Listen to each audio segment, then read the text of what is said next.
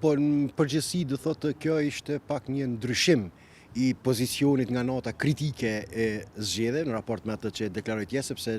kur u bën publike rezultatet e zgjedhjeve, ai ishte më I vendosur se do ta marrë përgjegjësinë personale për atë që I kishte ndodhur lidhjes demokratike të Kosovës, duke rënë në pikën më të ulët të saj elektorale thujse në historinë e këtij subjekti politik. Dje sikur u tentoi ta zhvendos përgjegjësinë personale, do thotë në një lloj duke kërkuar mburojë kolektive nga partia, që tash tutje nuk është Lumir Abdigjiku ai I cili vendos për këtë punë, por është subjekti politik që e ka në dorë edhe fatin e tij politik. Pra është një lloj zhvendosje nga faj, ta them kështu, kushtimisht personal dhe strehimi tek përgjegjësia kolektive e partisë, se çka do që ndodh tash nëse subjekti politik nuk ja pranon ndërheqjen, çka do që ndodh me lidhjen demokratike të Kosovës, më nuk është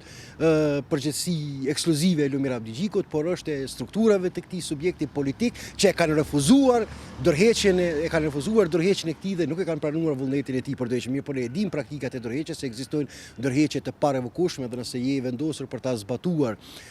këtë detyrë, nuk ka asnjë mekanizëm I cili mund të detyrojë që të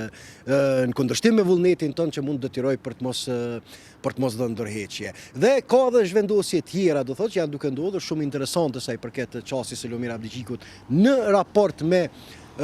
raport me blokadën 9 mujore, nëse gjatë blokadës 9 mujore njëti kishte refuzuar çdo lloj komunikimi politik me gjitha subjektet tjera parlamentare në votim të krye parlamentare së tjera, me pretendimin se ky është I ndryshëm nga të tjerët, kësaj here po e shohim një lëvizje të tij që është I gatshëm për konsensus politik në kërkim të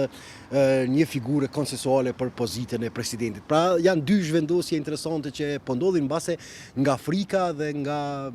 ndjenja apo nga rezultati I pafavorshëm elektoral që e ka arritur me 28 dhjetor.